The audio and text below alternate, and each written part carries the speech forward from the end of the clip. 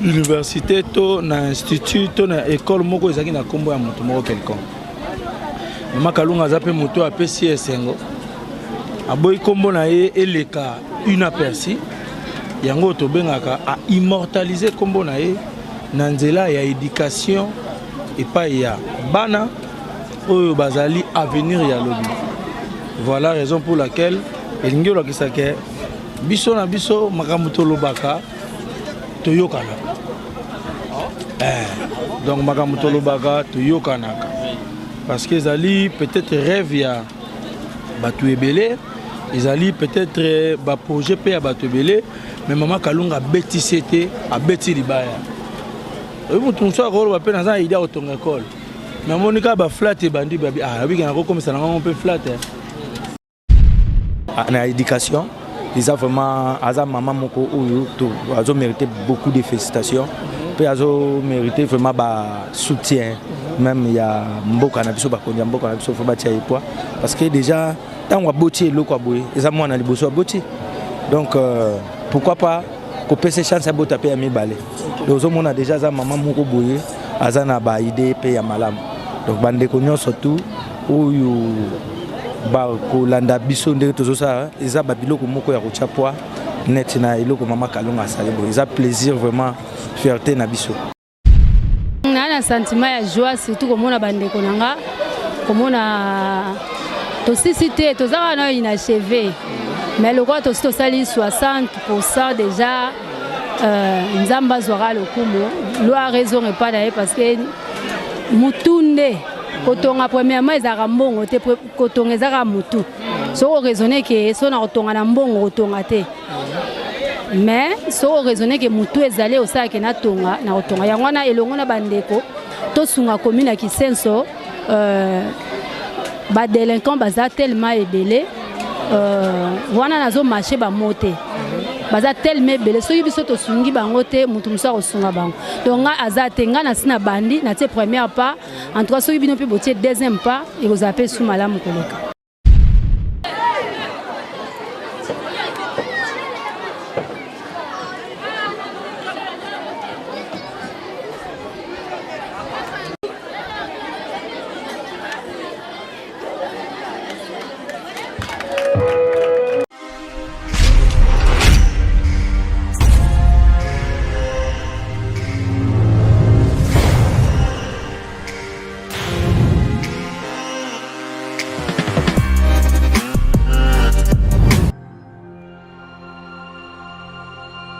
Business, tous s'abonner na Masaki du TV officiel. Awa, hein, mais vrai, mes collabos, mes nyons, mais tout. Et les bateaux de ouf, na Bengibino, bon s'abonner vraiment, hein, vraiment, massivement, na Masaki du TV officiel. Masaki du TV officiel, bagag, ba télé-réalité, ba réalité, ba film, nyons fait télé culture ya Congo. Tous s'abonner massivement à Masaki du TV officiel. Maestro, à Memilibiso, Moupe Pasika, Olingo Seka, Oyeba formation Mboka. Masaki du TV officiel. S'abonner massivement. Ngavi de loin, na fini bouton. Allez, ka, na s'abonner massivement. Ayuna. Longwa ozombata, bunga. Ah, oui? Bunga ozombata. Na zombata. Ah, na zamuta karina terre. Décor na zamuta karina terre. Na bunga na zombata. Lemba. Lemba na tiré ba. Ah, songa na lembi. Et puis maintenant na mutete là. Na bima na gauche, bien à droite. Eh, pasuka. Wana Michael Jackson. Na pasuki. Université to na institut to na école moko ezaki na kombo ya moto moko quelconque. Mama Kalunga azape moto apesi esengo. Aboyi kombo na ye eleka une aperçu.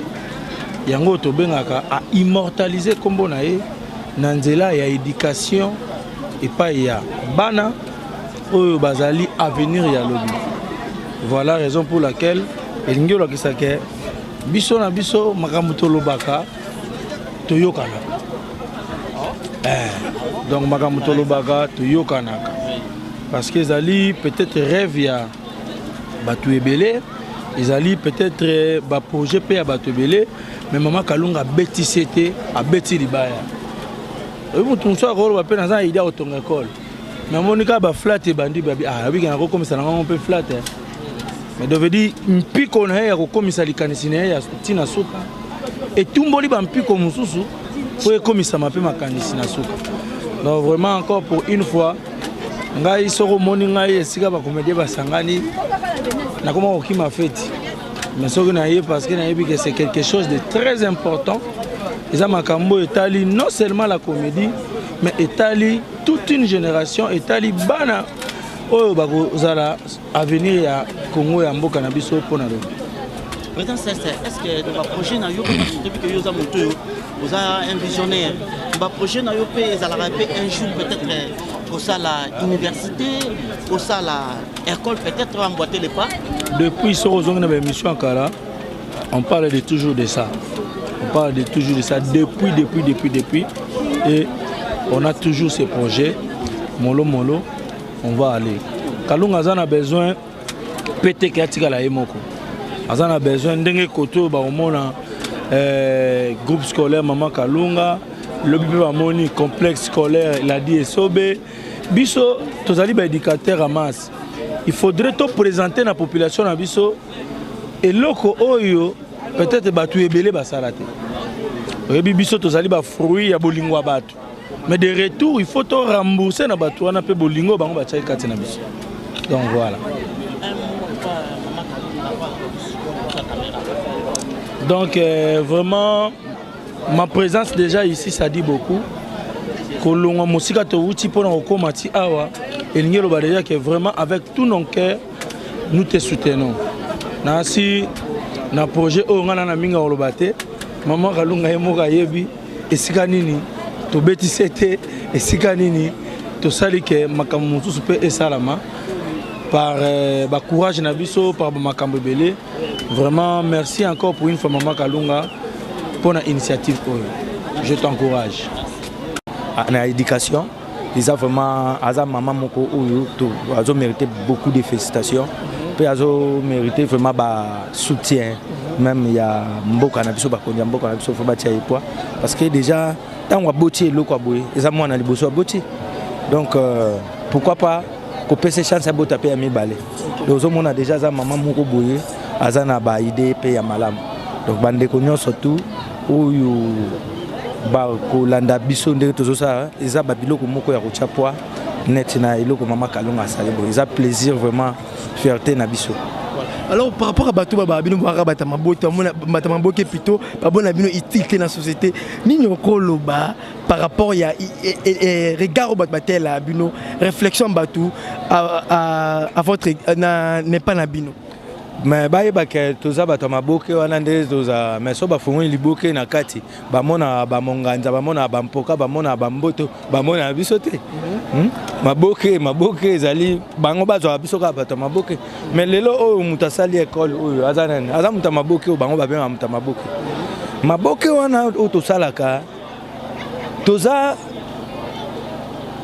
tozo salela bino masano tozo te ya bino nzela masano mais vie na biso za masano te vie na biso toza batu oyo totangi ba classe oyo to réfléchissera bien oyo tozalaka pe na ba ambition ya malamu mais batu batala kaka facette wana façade na biso oyo tozalaka nango na scène mais oyo eza kati na biso ba yango ti ba réalisation oyo nde yango wana donc eya lokola neti joueur alati kilote azobeta azokoma salite azotoka air nyonso mais so otali na sima kilote wana otali so que taba réalisation ya jogo yango pour fungona munoko batu mususu ba ozalaka ndenge wana vie po bakamwa biso donc il faut la vie il faut zala na muto okamusa mais il faut pas eza na mutu mususu oye moi mi créer abikete ngana okamusa te mais nga siko mnando kam c'est ça eza bon.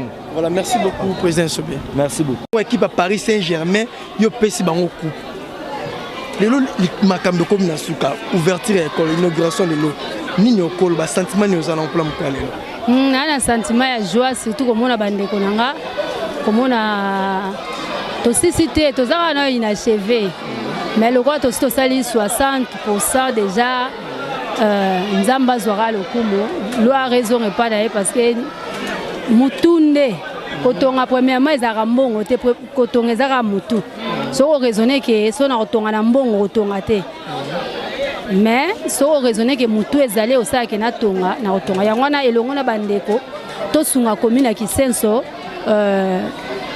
ba délinquant baza tellement ebele wana nazo marché ba moté baza tellement ebele soki biso to sungi bango te mutu musa ko sunga bango donc nga azate nga na sina bandi na tie première pas en tout cas soki bino pe botie deuxième pas et vous appelez sous malamu koleka.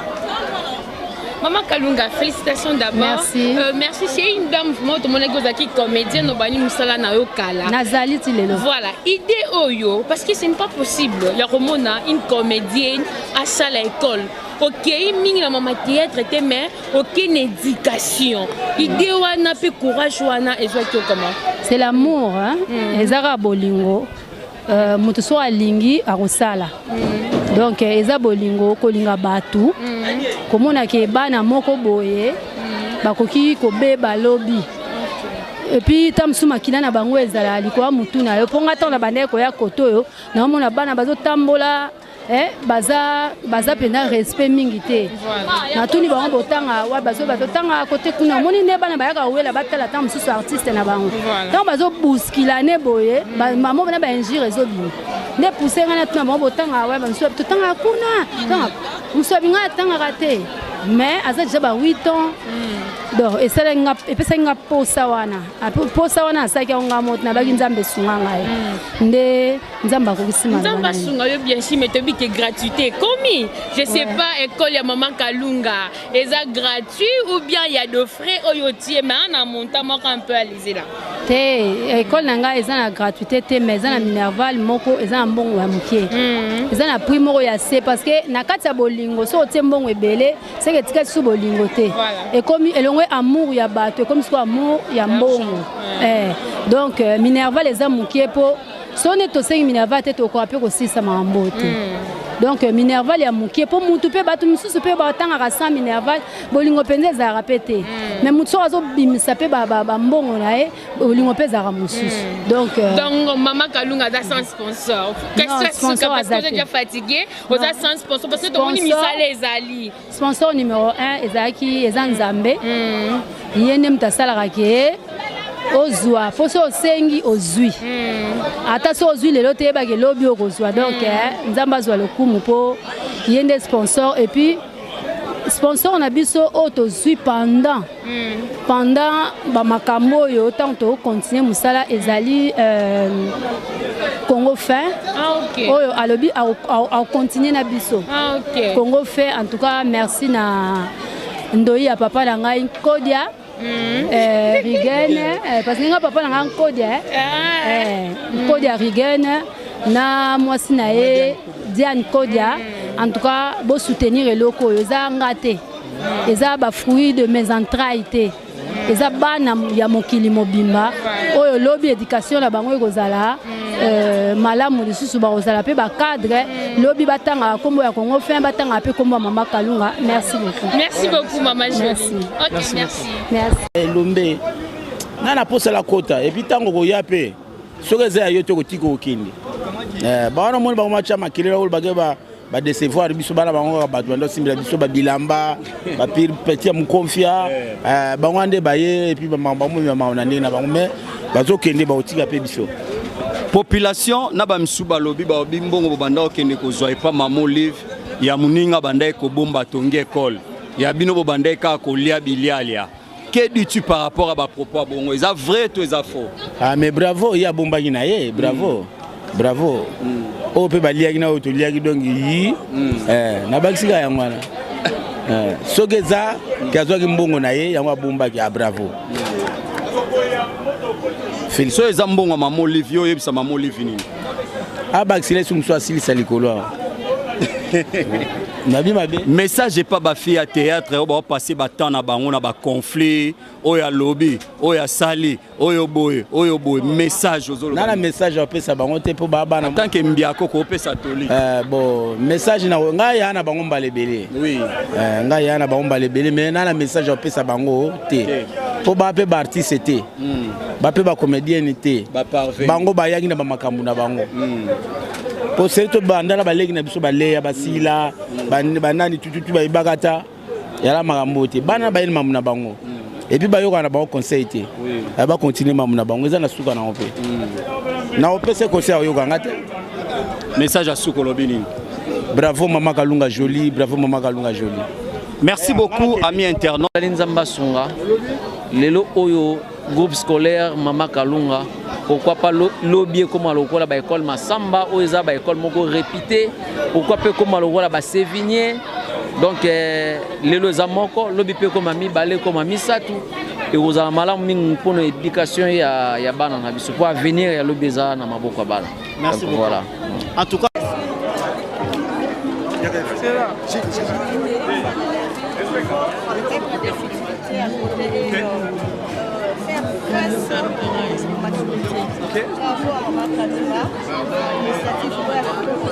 ce n'est pas facile. Elle est en train de contribuer là l'évolution en beaucoup de voilà, bravo déjà à elle. Moi je dis que ça peut soutenir à mes maïs sur le site. Donc bon courage. Naïe. Si soit on a raison, ça c'est un message de Belvin Kanti. Madame, monsieur, c'était donc...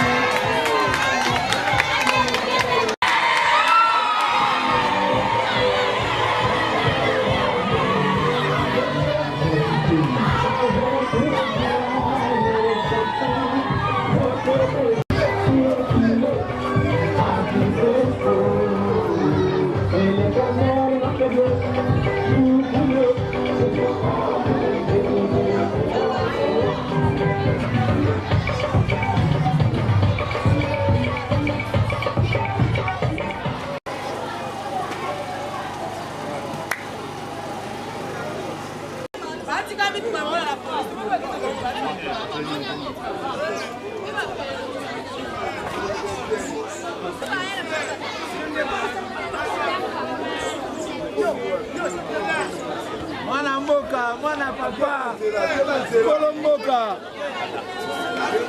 Mwana mboka, mukolo mboka. Mukolo mboka.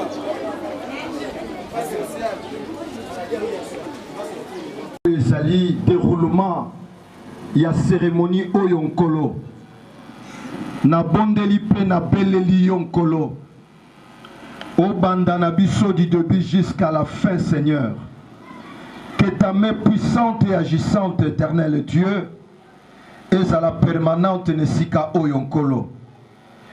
Na sengi likolo e fongwama. En vertu de l'autorité que tu m'as léguée, je prends l'autorité sur toute puissance qui n'est Seigneur et Sauveur, Jésus-Christ. Merci beaucoup, nous pouvons nous asseoir. Merci beaucoup pour votre complicité et votre collaboration. Alors, nous avons bien sûr démarré cet événement, si vous voulez, avec des poèmes et des récitations des élèves du groupe scolaire Maman Kalunga. Alors, il y a quelques élèves, bien sûr, que nous allons inviter, qui vont sur, et on a bien sûr une petite scénette de Victoria et Elsa, je pense, merci.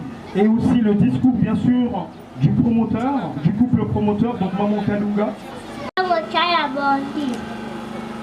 Vas-y. Mon école s'appelle Maman Kalunga. scolaire Kachaga dans la commune de Kiseto. Quelle joie, quel bonheur! Oh mon école, j'aime mon école. Bravo, merci beaucoup. Maître de la commune de Kiseto, où sont représentants? Monsieur le chef de poule secondaire, Madame le chef de poule primaire et maternelle, distingués invités à vos titres et qualités, chers parents, Messieurs l'honorable député national, c'est samedi 30 octobre 2021 et pour nous une date qui restera à jamais gravée dans les annales de notre vie. C'est pour nous, en effet, un grand honneur de vous recevoir enseigner enfin procédé l'inauguration du groupe scolaire Mama Kalunga. Issu d'un rêve, celui de contribuer efficacement au développement de mon pays, la République démocratique du Congo. Nous avons parcouru un très long chemin semé d'embauche où parfois le découragement s'est mêlé à l'épuisement. Mais rien de tout cela n'a pu nous résoudre à abandonner. S'il est vrai qu'en tant que personnalité du monde de la culture, nous avons tenu à apporter notre grain de sel à la société au travers du théâtre. Nous n'avons pas perdu de vue que ceci reste avant tout un divertissement, un moyen de détente, fût-il parfois interpellateur ou même pédagogue. C'est donc toujours dans les soucis de mieux se rendre utile à la société. Et étant natif de la commune de Kisenso, que nous avons voulu mettre au service de la jeunesse, en général de Kisenso en particulier, au travers de ces projets, de ces créations d'un cadre éducatif exceptionnel. Car, dit-on, la jeunesse est le fer de lance de la nation. Dans cette optique, nous avons, au fil de ces longues années, de notre carrière artistique patiemment investie dans chaque grain de sable, chaque centimètre cube d'eau, chaque sac de ciment pour acquérir cette terre et ériger ces bâtiments qui de même sans construction et encore inachevés. C'est pourquoi nous profitons de cette occasion pour solliciter un accompagnement de votre part en quelque nature, matérielle, financière et morale pour un avenir radieux de nos enfants. Messieurs les bourgmestres de la commune de Kisenso, où sont représentants? Monsieur le chef de poule secondaire, Madame le chef de poule primaire et maternelle, distingués invités à vos titres et qualités, Monsieur l'honorable député national, chers parents, nous n'avons ménagé aucun effort pour rencontrer la crème du personnel éducatif. À l'heure où il se pose avec acuité la problématique de la juste rémunération des enseignants, nous sommes fiers aujourd'hui de voir s'ériger sous vos yeux le fruit de tant d'années de sacrifices personnels ainsi que celle de ma famille. En effet, le groupe scolaire Mama Kalunga est un ensemble composé de cycles maternels avec 3 salles de classe modernes et bien sécurisées, primaire avec 8 salles de classe, secondaire et humanité avec 12 salles de classe. Son corps enseignant est composé d'hommes et de femmes au parcours irréprochable et dont la compétence n'est plus à démontrer. Face aux enjeux de la scolarisation de notre jeunesse, nous avons choisi de proposer des taux de Minerval en caractère social pour permettre au plus grand nombre de parents d'offrir à leurs enfants une éducation de qualité, mais à un coût raisonnable.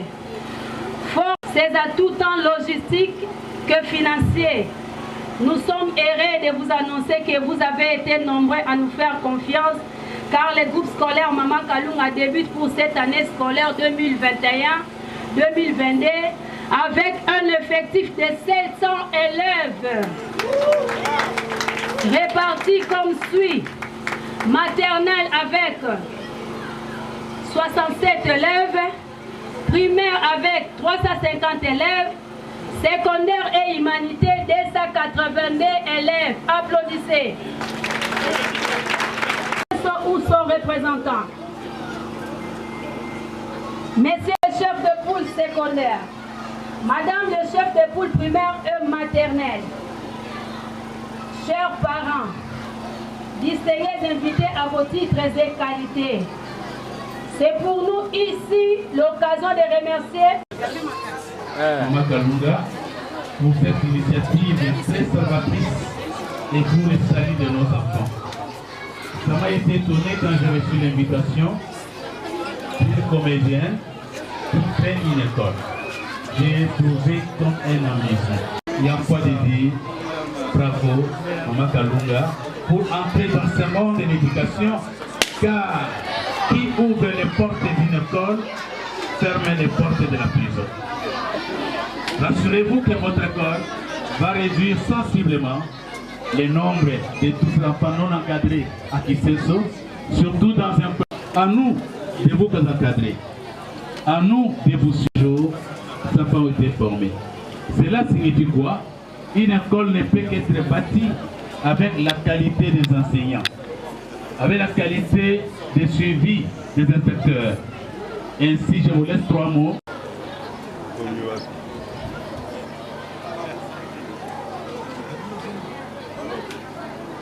Bonjour. Lelo français tomboke. Na moi makasi na français bala na kapete. Yango zoka des fois ba faute zo bima mususu likolo mususu bot. Bon, nazo pesa bino merci pour la présence na bino. Merci na représentant ya bourgmestre, bien que je suis très contre que les responsables batindaka ba représentant na bango chaque fois qu'il y a des choses si sérieuses. Je dois dire merci aussi à l'inspecteur. Ngamoko nazalaki na 14 rendez-vous lelo. 14 rendez-vous politiques. Ngamoko natangaka. Lelo samedi natangaka de 9h à 16h. C'est une leçon que Maman Kalunga pesi bato. Je dis toujours aux gens que mutuna mutu akoti organiser vie na na secteur ya fonctionnaka. Pas nécessairement pour envier batou na domaine na bango. Maman Kalunga fait le théâtre, les lotomoni école. Moi j'ai vu les photos, je parlais de ça. Les lotomoni école bana bango batondi. Ngai nazali journaliste, les lo naza député nanzela ki journaliste. Et l'obité qui artiste comédien koko ma député té. Artiste comédien koko ma pe député nanzela na ye ki artiste te organise. Musicien kotiko koma député nanzela ki musicien. Avocat zo koma député nanzela ya ki avocat. Pasteur pas zo koma député nanzela ya ki pasteur. Et ngai nazali député nanzela ya ki journaliste. Yango tozo bundana bango tika ki journaliste na lobi na kotika te tant que mobe ko ezate. Omoni nazape na école na musala ya qui journaliste. Donc on peut s'organiser. Et ça la ganga il passe surtout dans le monde na bango ya artiste. Okomona ka muke artiste en danger. Artiste. Oh azozanga aspirine. Quelque part là ça dérange. Oui, ce qui mutu maladie, mutu akozanga bakoti ko assister, mais ce n'est pas l'occasion de rien parce que chacun peut s'organiser pour garantir sa vie selon musala salaka. Deuxième difficulté. Bomoni toye a totiki mitukakuna. Maman Kalunga vient répondre à un besoin. Bana oyo, ce qui faut sentir, l'inspecteur l'a dit. Bon, moi je me demandais que peut-être école Banda il y a quelques années. Et Mboula oyo, ce n'est que la continuité. Parce que ce que j'ai entendu, Bana oyo balobi, je me suis demandé, est-ce que dans 3 semaines, Bana va comme à niveau 1. Donc il y a une bonne qualité d'enseignement en ces lieux. Mais sachez-le, plus bato bazo tangisa, il faut que tu aies une condition à Québec pour tangisa nandenga malamuto. Bafuta enseignant. Alors que pour que les enseignants soient payés, il faut que baboti Hermonko la radière au bon macapé pour la classe yaban. Et ça été. Les enfants ont tout dit et je sais, je connais ma difficulté où ils allaient dans le domaine. Oui, oui. Maman Kalunga, très sincère félicitations.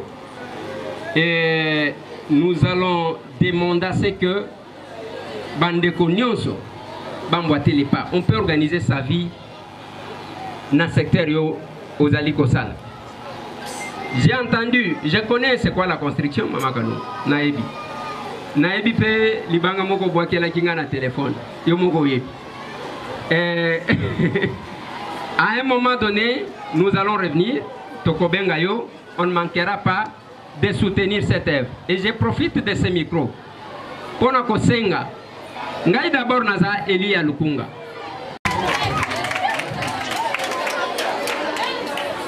Merci beaucoup, par là pour que tous les cas la cérémonie la biso et la coupure de ruban, bien sûr. Alors, Torobenga président Elombe, Oazali papa et maman Kalunga Namosala, Akoya, copier sa message Yamouké, et puis tous les cas la cérémonie de coupure de ruban. Donc, bande quoi protocole ne bagoïde biso par rapport à bateau Barosali Banda pour la coupure ruban. Merci président Elombe pour vous.